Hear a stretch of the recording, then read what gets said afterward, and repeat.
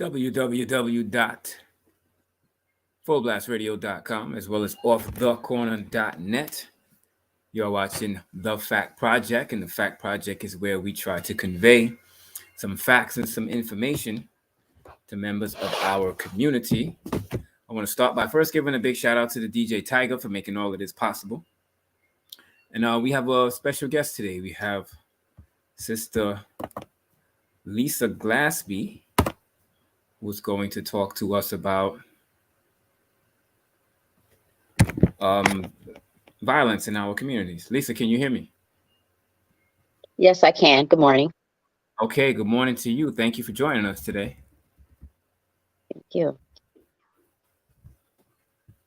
So, talk to us a little bit about your initiative and what it is you're doing as it relates to stopping violence in our community. Okay, so I lost my son to gun violence July 12th of this past year. 18 years old, 2 weeks away from leaving to begin his college journey in South Carolina. My son was tragically shot and killed riding to get food from a local restaurant. And as he turned on an intersection coming off the freeway, a truck of young men pulled up to my truck, which he was driving, and they just fired multiple shots, and my son died as a result. I came to the reality that I had two choices. I can wake up every morning trying to attack or handle the uncontrollable, which is his death, his unsolved murder. Isn't gonna get me far.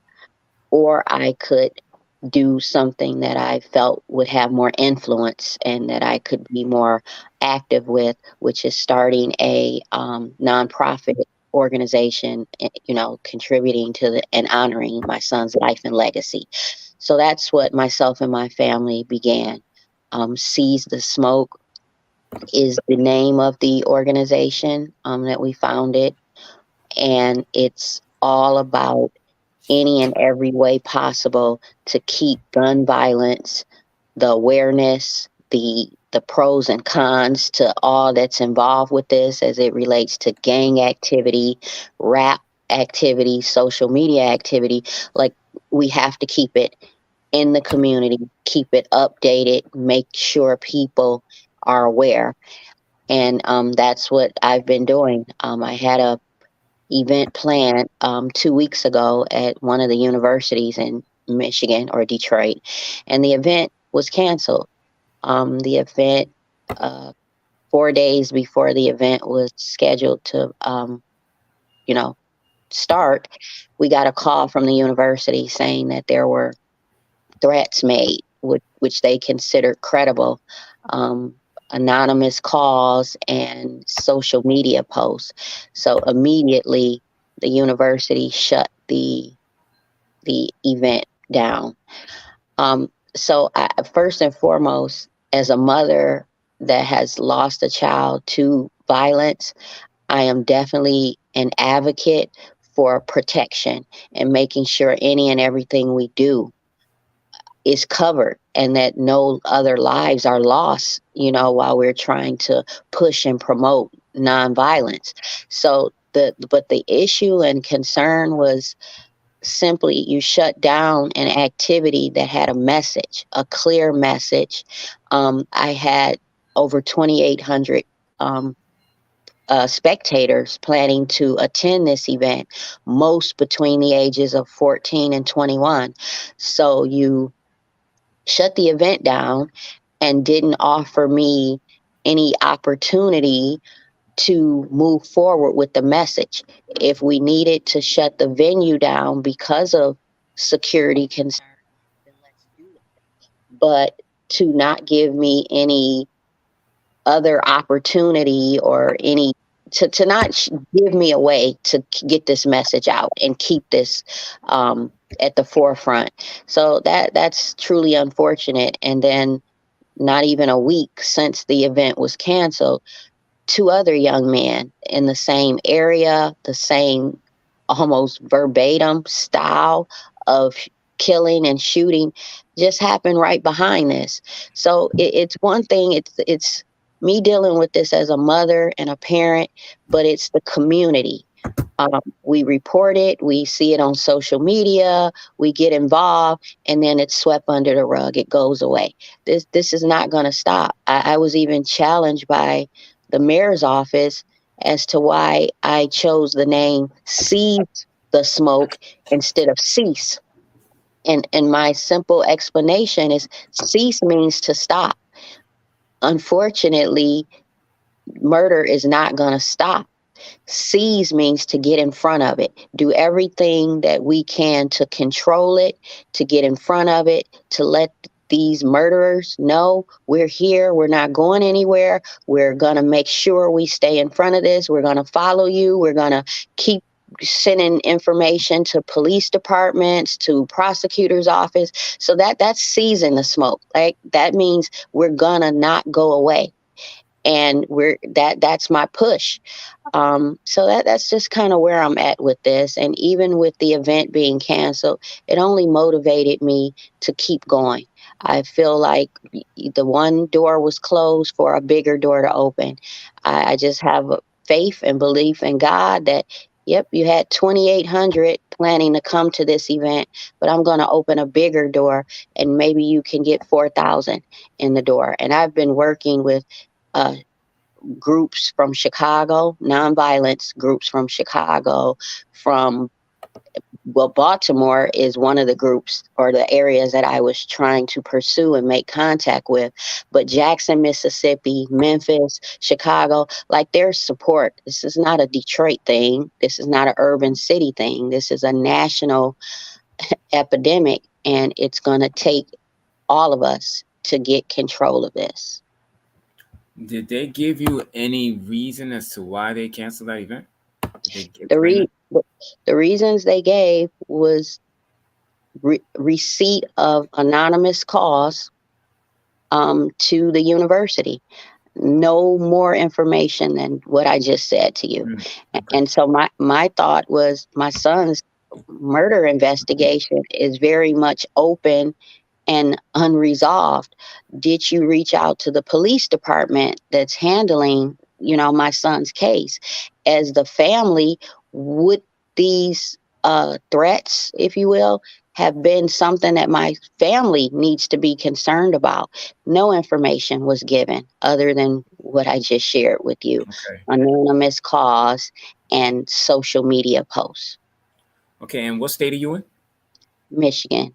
You're in the state of Michigan. Okay. And do you think that? Okay. So first of all, this is my thing. So from 1865, when they so-called abolished slavery, Hmm. to 1965, we had no epidemic of violence among us as a people.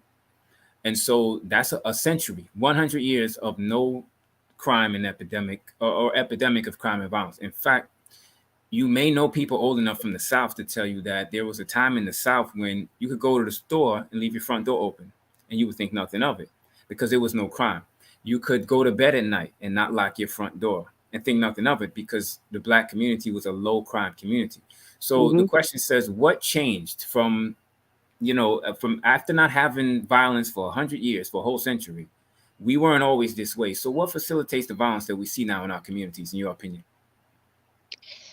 The I think it's parental. I mean, it's a lot going on. But for the area that I live in and the area that my son was killed in, there's a lack of parental involvement and control.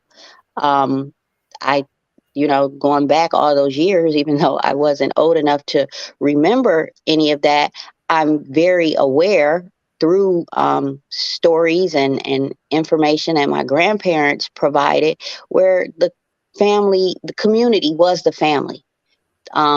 Big Mama down the street handled things before you even made it to your own home, right? That's right. That's Because right. the community was that involved and invested.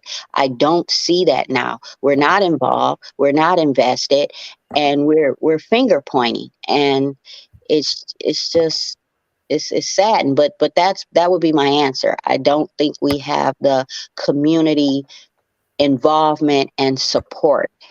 We're on opposite sides, same city, blocks away from each other, but we're ops. Excuse me, as the kids call it. We're in the same city, but ops. You're on the west side, I'm on the east side, and just by that nature, we're ops. We can't support each other. Okay, now the sort of music that's being promoted to our communities is very violent. The a lot of the black music stations in most cities, the black music stations are white owned, and they promote a certain brand of music that glorifies violence, glorifies materialism, drug abuse, and so forth. How much of an impact do you think the music has on the psychology of the people engaged in that level of violence?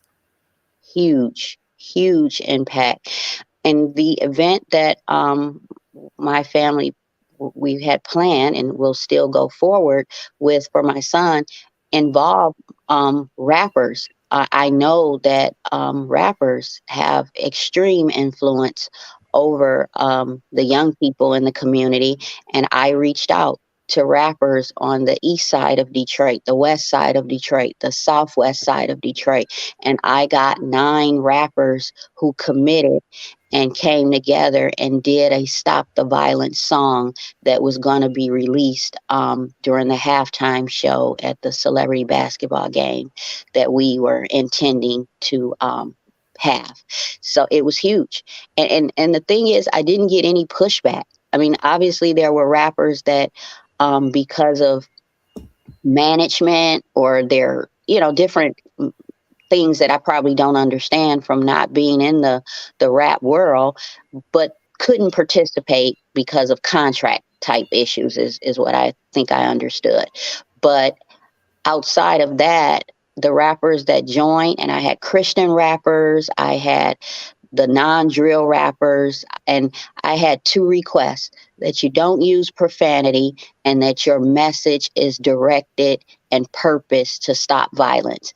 And it is an amazing video that has been created that was just, again, stopped and blocked because I couldn't even put it out here yet. So that's huge. But it is, the rappers have the influence, the athletes have the influence. Um, that's why I was going after both. I need people that the kids are already watching for whatever reason, that they're already listening to for whatever reason. And I beg them to put something together to get this message out to these young people. And it is amazing. Hasn't come out yet, but I'm just waiting on a new venue. But the rap is definitely critical in a lot of what these young people are doing. Yeah. Now, do you think that brand of music is deliberately being promoted to our community because we don't see that style of music being promoted to other communities? Yes, I do. I Okay. do. Okay. Is there anything that's part of your initiative to launch a campaign against that kind of music? Absolutely. And not just that kind of music, the social media platforms that allow this type of music. When my son was murdered, there were videos that the Reddit platform, and a similar platform that we have here in Detroit allowed. So you see my son, hanging over the steering wheel in my truck, and then these kids are putting music, this horrendous rap music behind it, saying all kind of bad things, and not just things directed at my son, but just things in the world, period. How you should have shot back. You should have, if you had drugs in your system, you may have lived. Just all kind of just really weird and things that are bad. And but that's played. So who benefits from that? These kids that are putting this out are not making a dollar. That's what's so scary. They're not making a dollar, but they're following the rappers that are making the money out here, and they're trying to be like them. And then social media is promoting it, making it bigger, making the interest greater. Yeah, absolutely. And you talked to, and forgive me for bringing you back down this road, but you talked about your son being slumped over the steering wheel, and the police kind of just looking and not really doing much. What can you tell us about that? And so I didn't see the video for a long time. My family was, obviously trying to protect me from the video. But when I actually had an opportunity to see it, I saw my son slumped over, in my truck, and I watched officers walk around my car, one after the other, as each officer came to the scene. They look in, they look at my son, and then they just start talking to each other. And then it was almost like merry-go-round or musical chairs, I guess. You just look and then you walk around, you walk around. No one, I never saw anyone touch my son. And I don't know the legal piece of this, what you can do as an officer or what you can't do. But I just thought it was crazy that my assumption from looking at it is they had already figured he was dead, which he was not. And I didn't find that out until I arrived at the hospital, and I'm talking to the surgeons who had done not one, not two, but three surgeries trying to save my son's life. So my question was, first, and another thing, and I don't, I don't want to make this a race issue, but all the officers at the scene were Caucasian officers, plain and simple. And that is that area where my son was killed is 98% African American. And so is the police station in that area. So I just didn't know where were the black officers. And it was just disheartening. But the officers that were there, nothing was done. I'm assuming someone at some point called an ambulance. By the time I arrived at the scene, police were gone, ambulance were gone. My truck had been towed away. But just watching the video, it was very, very, very disturbing. Did you ever confront the police about what the protocol is in a situation like that, since they were very inactive in that moment? Am not that group of officers because the officers at the scene are not homicide. Once my son died, then homicide became involved. So I've been very involved with homicide, both the captain and the detective in that department, and they've given me lots of information, not information specific to what was going on at the crime scene because homicide wasn't at the crime scene. So it's kind of like you're talking about two different departments, but all under the same hat. So I really don't know where to go from there. I'm still working on that, but the homicide team that handles the case at this point has been very involved. And I'm hoping and praying that they're doing what they need to do to bring, justice to my son, closure to his murder. So there's been no arrest in the case as of right now. That's correct. Okay, and so if there's been no arrest, then we don't really know any motive as to why this was done. No, we don't. Okay. What I will tell you is that from information shared with myself and my family by homicide, it it I mean, they can't say anything for certain, but it's strongly believed that my son was not the intended target.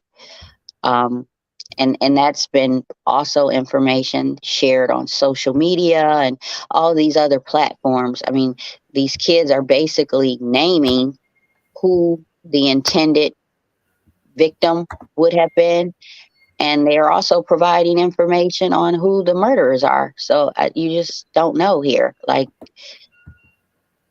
kind of what to believe or who to believe. But it has come across from different um, people and platforms that he was not the intended target. Okay, and we know this how? Social media? How do we know? Social media for sure. Okay. And are these friends of his that are saying this, or this is just the word on the street? Word on the street. I guess a combination of both, but I would say more word on the street. His friends, like I, are trying to just hold on and believe that despite the loss, he wasn't the intended target. But it's really word on the street. Okay, okay. And as part of your initiative, you're trying to raise money, if I remember right. Yeah. $10,000. What can you tell us about that? Well, be the fun or the whole nonprofit is for gun violence and awareness of gun violence. In doing that, my son, I mentioned, was 2 weeks away from starting his college journey. So I wanted to make sure that I was reaching out and giving back and allowing a young person or young persons. I plan every year to give 2 scholarships out if God willing, two students attending or accepted at HBCUs. And my plan was to start with Claflin University because that was the school that my son had been accepted at and was on his way to. But in addition to that, I mean, that's just the give back, but just so much more I wanted to do by way of making sure this gun violence and this awareness stays out here. I mean, I'm working with the Detroit public school system to try to bring in a program to address gun violence. I'm still working with the rappers because that's not going anywhere. As long as they're the influence, that's where I need to be. And I'm not, the expectation that they're going to change and drill rap will stop is probably not the reality. But whatever I can do and encourage to let these rappers know when you have these young kids in front of you, change the message. Change the message. And how are you going about trying to raise the 10,000? Is there going to be an event? Is it going to be like, Well, like some people? yeah, so the event was what we just had planned for February 25th, and the event was shut down. Okay. But again, I say not canceled, postponed. That's the word I'm going to use. Wayne State closed the doors on it, but my every minute I'm making calls and trying to get a new venue, and I'm hopeful and God willing we will be able to carry on with this event in the next 30 days is my goal and hope. Okay, so you're going to plan it again. Has there been any leads as it relates to finding a space to do this? I've had leads, and I'm actually going on a call later today with Little Caesars Arena. That's the largest basketball arena or sports arena in our city. And of course, I was told your name is not big enough. You're not going to be able to afford it. You're just a mother, trying to do this little event, and that arena is costly. And, but that's the call I made. And I said that up front. I'm just a mother. I don't have the big name. My name is not Taylor Swift. My name is not Beyonce, but I'm a mother. And the message that I need to get out and plan to get out needs to be heard. And I'm just asking for your venue to allow this to happen.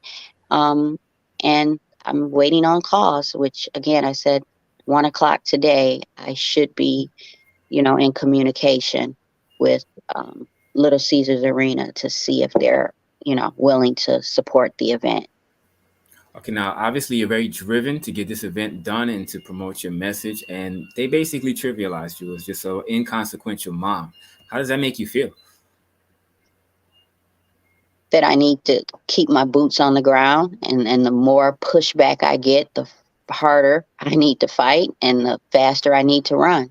And it is, I couldn't save my son. I think I said that when I was on the show before. I could not save my son, but I can save somebody's son.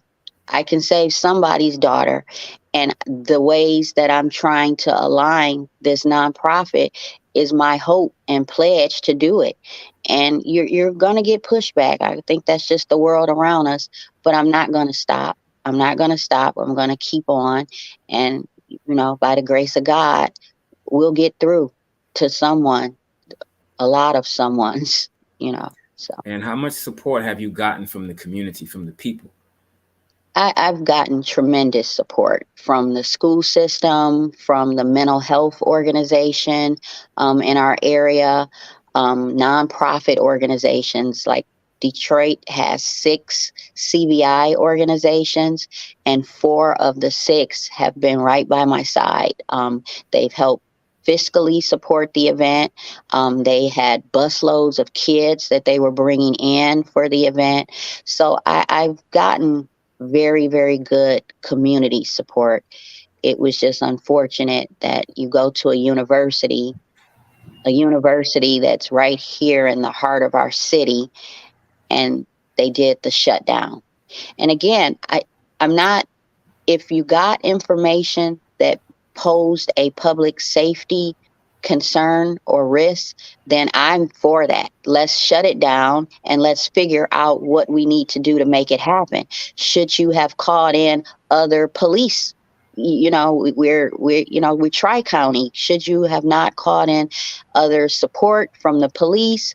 I mean, I just thought of a million things that could have been done, but more importantly, not sharing even what the calls were about or what social media post was kind of leaves myself and my family like we don't know. Did they threaten the family? Are they threatening just the community at large? Like we don't know. We're left kind of hanging. So I don't know.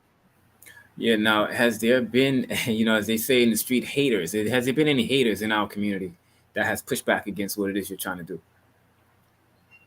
I haven't. No, other than the kids themselves doing the hater, what they do on social media, the trolling, those type of things. But even with that, there wasn't direct things. The trolling were more just making mockery out of his death, right? Mm. Which is what these kids are doing. But the trolling that I've been aware of are not saying we're still coming for someone else. Um, so, I don't know. Now, you said you saw the video of your son after he got shot behind the steering wheel. Was this on social media, or did you see this through the police department? No, this was definitely on social media, Reddit. Okay, and so how did those people that posted it, how did they get that video? They were there after it happened? Assumably, yeah. I mean, and that's just the assumption that I can make. Someone had to be there to tape it and to present it to the social media platforms. Again, Reddit was the one that I saw it on, but it was my understanding that it was also shown on Crime in the D. Um, and I know that when my family got wind of that, an immediate call was made to the mayor's office and Detroit police, and they took it down. They reached out to whoever and got that video down right away. But Reddit had already picked it up, and so Reddit is who I saw it. That's the platform I saw it on, and that's the platform that kept it out there. And as far as I know, it's still out there. Okay, and so you're saying the police reached out to Reddit to remove the video. Yes. Okay, and do we know the source, like who uploaded the video originally? Can we trace that back? I mean, and I'm guessing that's probably, I'm hoping, I guess I should say, that that's something that the police have looked into, um, because it's clear, and they only show parts of it, right? But if you're there and you're able to tape and focus on my son hanging over a steering wheel, then it's very likely that the car that, you know, the shooting came from is on your camera as well. I mean, Okay. that's my thought. So, something I've shared with the police, and the police will only give you so much information, but haven't confirmed or denied whether there was information or footage giving to them that showed the actual murder. Wow. Okay. And so this was uploaded to social media. We don't know by who. Do we know how many people viewed that video or liked the video? Oh my God. I, yeah, I many.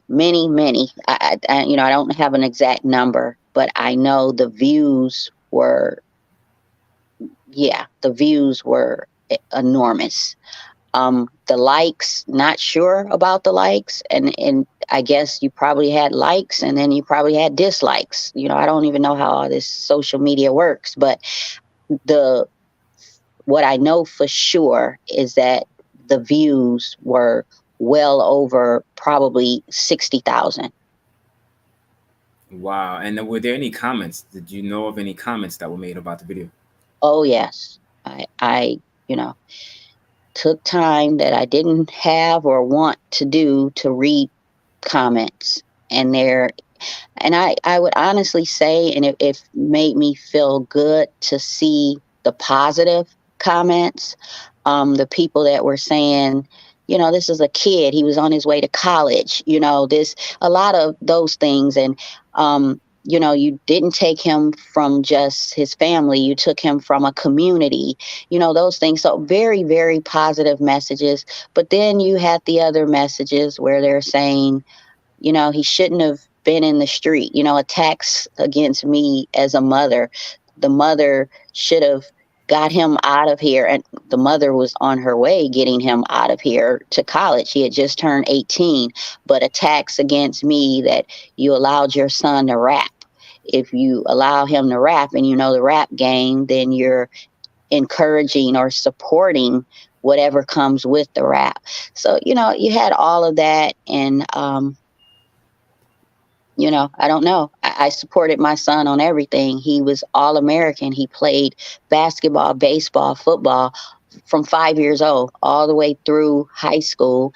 And then he's leaving to go to a university with plans to continue a baseball career. So I supported him with everything. Rap was something I didn't know, to be honest, that he had the interest in, that I wind up finding out after his death. And it's crazy. You find out, more or enough about your child after death as you should have and would have wanted to know during his life.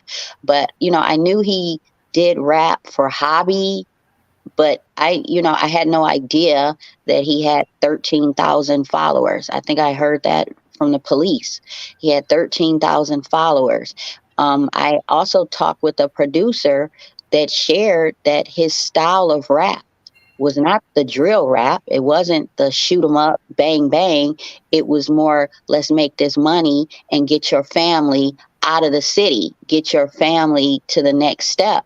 So, you know, he was even compared, and this is, I wouldn't compare his rap to Tupac, but his message, where Tupac had the ears, but when you listen, you get the message. And that's what, many of the people in this industry have told me about my son's rap, that it was message driven, and he had the ears of young people, both young men and young ladies. And he could have been a Tupac or something, but my support was supporting what he wants to do, as long as he was willing to continue, striving for excellence and moving on in his journey to college, which is definitely what he had planned to do. Did you hear any of his recordings as it relates to the rap that he was doing? I have. I have. I actually allowed one of the songs to be played at his repass. Now, with these kids, profanity is, like, once I could move past the profanity being used and listen to the message, I was, I was very humbled by the words that he was saying.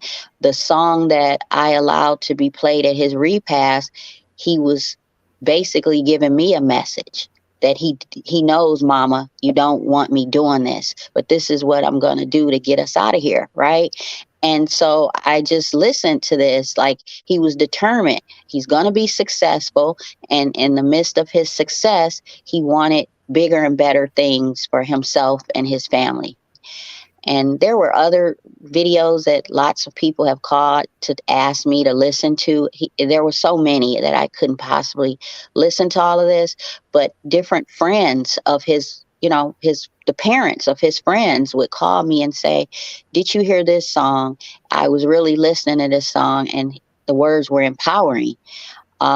So, a lot of that has really helped me through this process. And to know that he wasn't, not one video did I hear him say, "Let's go kill. Let's let's kill somebody, let's take somebody out of here. Let's," none of that. Now, if there are ones out there that say that, I definitely have not been made aware of it, and I think the police would have let me know that if that was what they were hearing and thought that that had anything to do with his loss of life. Okay, now I don't know your vantage point on rap. Of course, there's good rap, there's bad rap. What was your initial reaction when you learned that he was trying to get involved with rap music?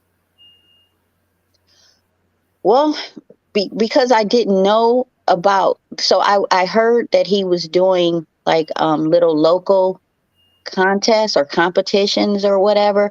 He had just been awarded the new artist of the year from a Detroit organization. I had no idea that he even went to try out for that, or I guess it wasn't a tryout, that he was involved in that. His dad was very aware. So that's the thing that I can say. While I was focusing on getting him to college and the athletic piece that he was involved in, his dad was more instrumental with following him with the rap and making sure, or trying to make sure, that whoever he was dealing with in the industry in terms of management and all of that was being watched. His dad was very active with anywhere he went to perform, making sure he was there, present for that. So I knew that, but for me, I just the whole rap and what I know about rap, or thought I knew about rap, I was concerned that, like, okay, even though your intent is not to be harmful and promote murder and those things, could it be perceived that way? Absolutely. I mean, that's where I came from. So I wasn't, I was supporting from afar, but hoping that once he got down to Claflin, everything would change because his interests would change and he would pick back up the sports. And he was definitely trying to go into a sports field, but also a minor in entrepreneurship, which he chose himself. And that made me think, okay, he's probably still interested in the rap and the direction that he wants to go in, so that he would be, more in control of his own destiny. Didn't have that talk, wasn't able to have that talk with him, but it's just some of the things I thought about as a mom. Now, did you listen to rap music yourself coming up? Very little, but I guess like I knew about the Tupac, Biggie, those type of things, Queen Latifah, but I wasn't a rap fan. But yes, I did listen to rap, but not a rap fan, and not, I haven't ever been to a rap show or anything like that. But just what I know from working with young people and watching, how this rap impacts or affects situations and circumstances is what I paid more attention to. Okay, we are, for the people that are just joining us, we are talking to Delisa Glaspie, who unfortunately lost her son in an incident of intergroup violence in the state of Michigan. And she is on a campaign to end the violence and spread the word about the importance of ending the violence. You said you're in the state of Michigan. What part of Michigan are you in? Detroit. You're in Detroit. Now, that is a hot spot for this sort of violence and the sort of things that are happening in the street. Um, what is like? What are some of the other ways you think we can, quell some of the violence? Can elected officials get involved? Like, what are other things we can do to stop the violence? Well, definitely elective officials should be involved. And when I mentioned when they challenged me on cease the smoke versus seize the smoke, I said seize the smoke gives everybody some responsibility here. It means get in front of it and change it, right? So that means the parent level, the community level, the police level, the prosecutor level. Like everybody has a role in this. Cease the smoke just means that we're hearing cease every day, right? With this election coming up and cease, just stop, right? It's not going to stop. It's not going to stop. But if we get control over it, get in front of it, and everybody plays their part to it and commits to it, it will decrease wholeheartedly. And I know that and I believe that. Okay, now when they pushed back against the name, what was your initial reaction? Like, how surprised were you by the fact that they're nitpicking over the words that you're using and how you name in your initiative? It bothered me, but it didn't stop me. I said, if you're saying that the only way that I'm going to get support from Detroit police or the mayor is to change the name, then I'll keep going without the support, because the name was prevalent and it had a meaning that's holding the very people that wanted me to change the name responsible. So I just wasn't going to do that. The name was purposeful, and I interviewed several young people, friends of my son, and young people that I worked with in the public school system, just to make sure the word was clear, because I didn't want something that didn't come across clear. The kids told me they knew right away what I was saying. They knew the difference between seize the smoke and cease the smoke. The kids are actually who gave me the title in the first place. I didn't listen to rap. They had to tell me, yeah, smoke means murder. Mm. Sees the murder, right? So it was young people that I took time to invest in, to get them to the table to say, hey, this is what I'm trying to do. This is the name that I'm thinking about. If I said this name to you, what does that mean to you? And I had a number of young people, both young men and young ladies, that gave me their interpretation of what they thought I was saying. Okay, how often do you communicate with the police at this point? Weekly. Weekly. Um, yeah, and that's after in addition to starting my son's the organization in honor of my son, myself and two other mothers that I met in a homicide support group started an organization, Mothers Keeping Boots on the Ground, and that was founded and purpose to help mothers, fathers, families that have zero contact with the police. And we all started that way. There, I had to have the mayor from Jackson, Mississippi, reach out to the mayor here in Detroit and say, hey, what's going on? Her son has, been deceased for X amount of time. Who's over this? What's happening? And then from that call, I got a call directly from the chief of police in Detroit. But up until that point, I'm just waiting on calls. I'm going to the medical examiner's office. I'm going to the prosecutor's office. I'm just lost as a mother, not knowing where to go and how to do this, but trying everything that I knew to try. And then I wind up getting the call directly from the chief of police. But again, after a mayor from Jackson reached out to the mayor in Detroit. Um, most families don't have that opportunity and support, right? So my thing with these mothers keeping boots on the ground, we're going to make ourselves known. We're going to fight and make sure that each family that loses a young person is connected directly to the detective handling the case. And there's not just a detective.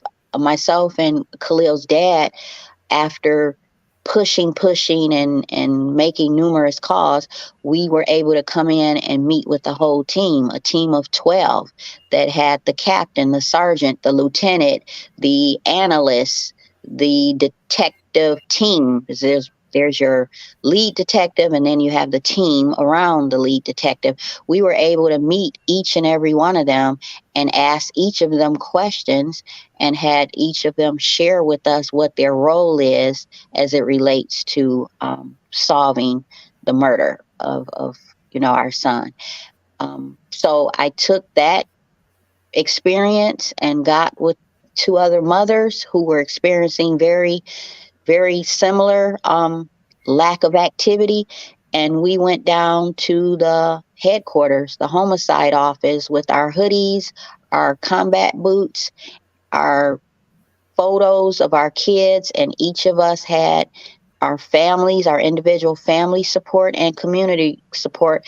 And we stomped and did what we needed to do in front of Detroit Police Department to get the response that we need.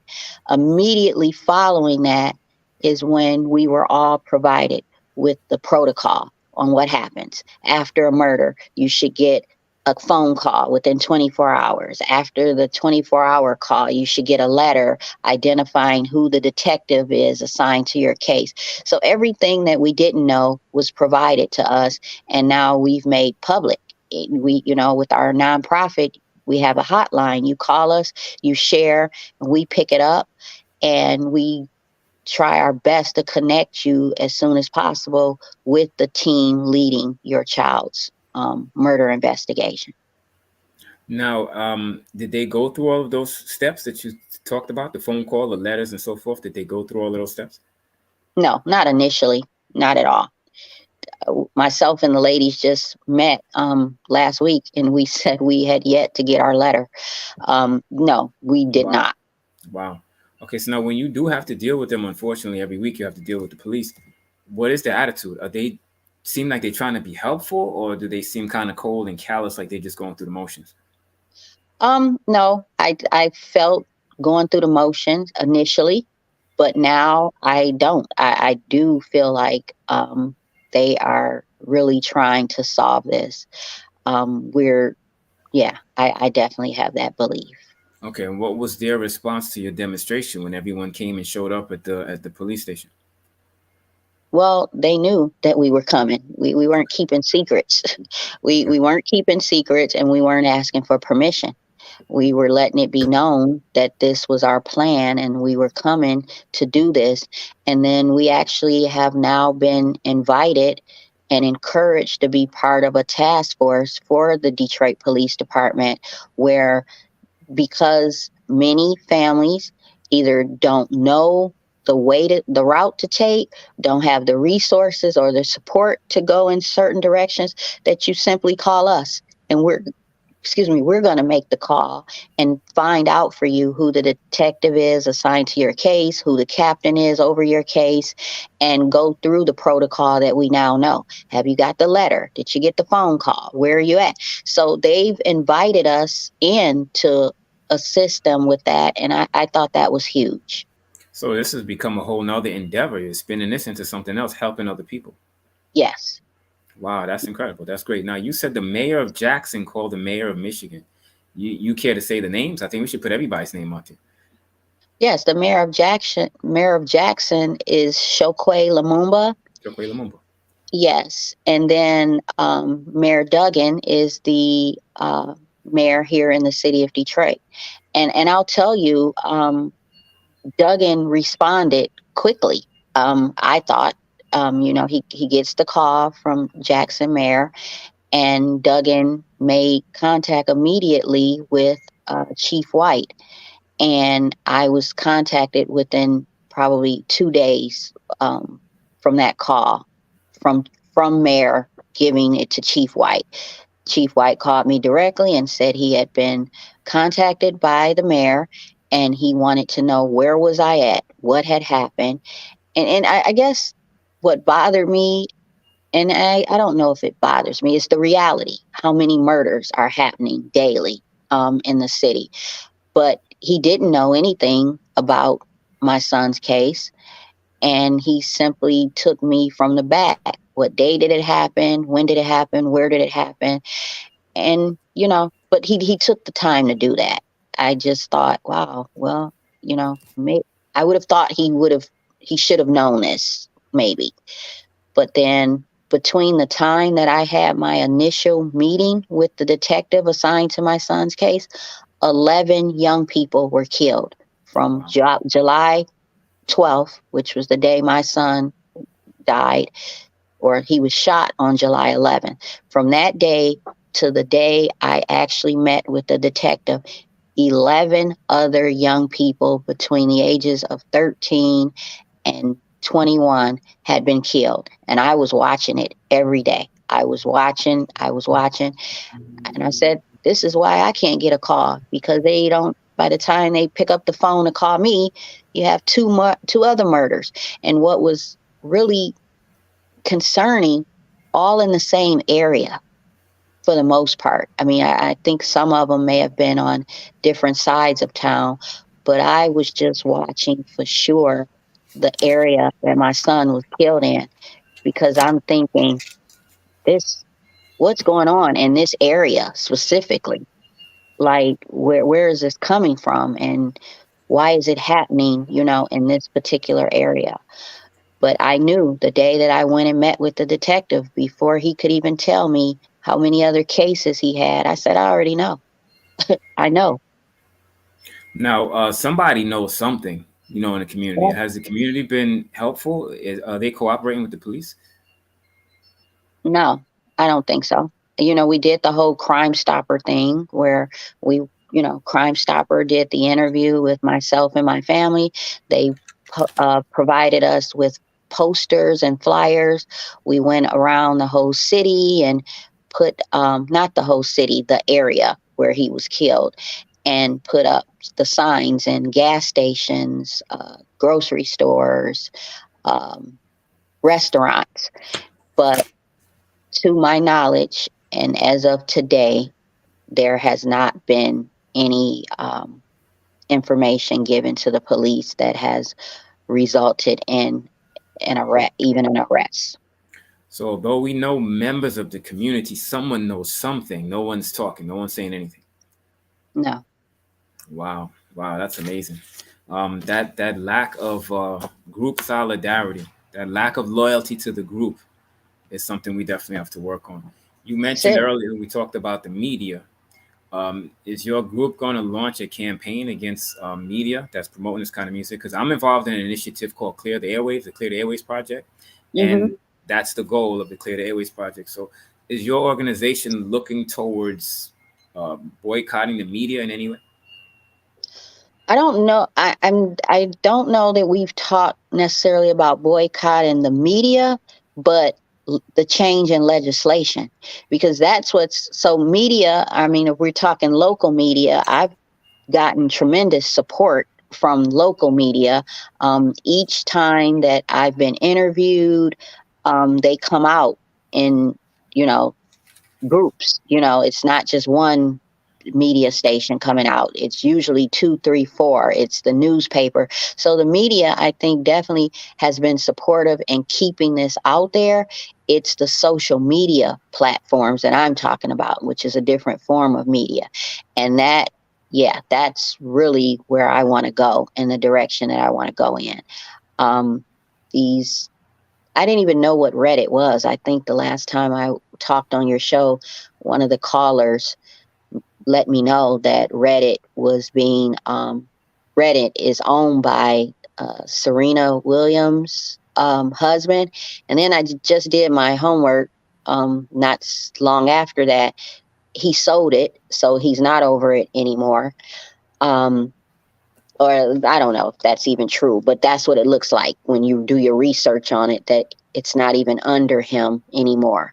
So just trying to find out who the new owners are is what I'm looking at, because I want to have, yeah, it definitely legislation. Like, how do you allow young people to get on, do a video, release it on your platform, and they're saying verbatim the time of death, who they killed, how they killed them, and they're bragging about it, and they have rap music to it. How is this allowed?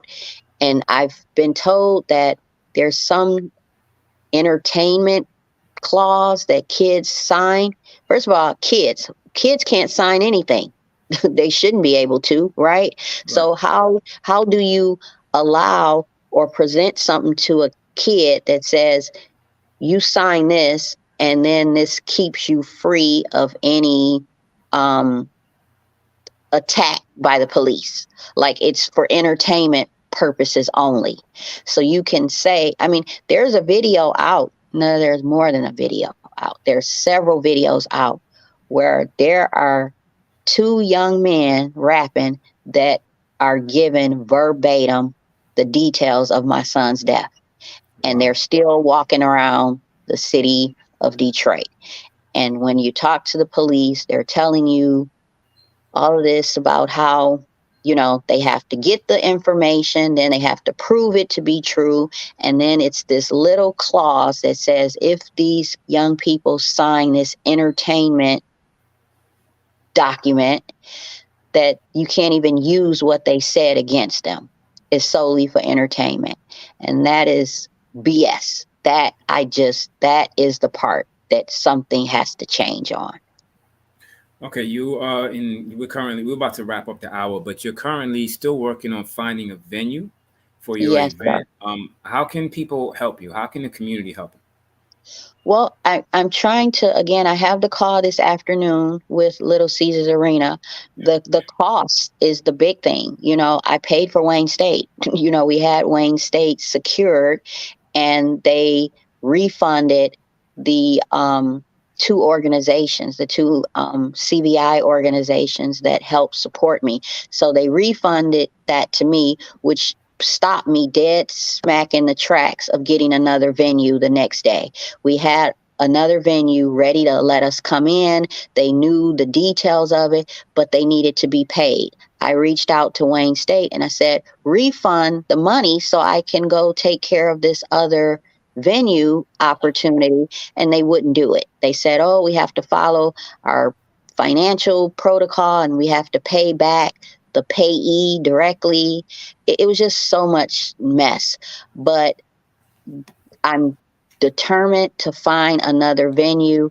I've lost so much money on the Mm. other ones. We had billboards, we had marketing, we had merchandise, you know, a, quite a bit of money spent out of pocket from myself and my family, and donations that we received to make this happen. Now I'm starting over from scratch. Like I'm trying to do this all over again. And the concern for me is most of my community support are from people that knows me, knows my family, knows the work I do in the Detroit public school system, knew my son, knows his dad. So we're getting that type of support. But then you get those that were just supporting it because it seemed to be a good cause and the thing to do, and then it's snatched away, and now people are wondering, was this legitimate? What is this family doing? Is it then it brings concern on the whole reputation of our organization. And that's what I don't think Wayne State understood. You didn't just stop an event, you stopped a whole purpose. You stopped a message going towards the community, and you want to buy me out now. Okay, we'll donate a couple thousand to your organization, but do you really see the damage that you've created? For me, it's just unbelievable. So that's the support I'm asking for. I don't know how to get messages to Little Caesars Arena, but just a message to Detroit police, like, you guys need to continue supporting her and making sure whatever venue we're able to find and secure, that there's adequate policing, and if that means you got to reach out of county and get other police involved, let's do that. That this is what we need to do and what we have to do. This is not going to go away. It's not going to Yeah. go away. Is there a Cash App or PayPal or something that people can donate to? Yes, the Cash App, and I'll get that right here for you. 1 second. I can see. Talking to Sister Delisa Glaspie, she's launched an initiative to stop violence among us as a people, and it's definitely an epidemic that we have to fix. If it is to be, it's up to us. So we're trying to get her information so that the community can support her. She's got no cooperation from the general, community at large as it relates to cooperating with the police. The police have not been very helpful, although they seem to be kind of just going through the motions. But this is the reality that we live with when we're dealing with violent media and violent culture, where violence is not seen as violence. It's just basically a part of the culture. Okay, so Sister Lisa's back. Lisa's back. Go Yes, ahead. yes, I'm back. The Cash App is capital K Legacy, Legacy 2024.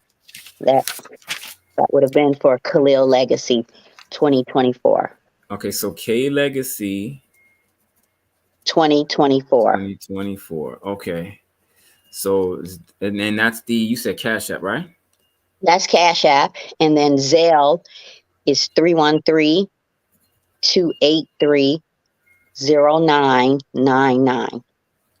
Okay, so that is the Zelle is 313-283-0999. That's correct. Okay, and those are the two ways that people can donate. Yes. Okay, so we'll see if we can't encourage some people to donate.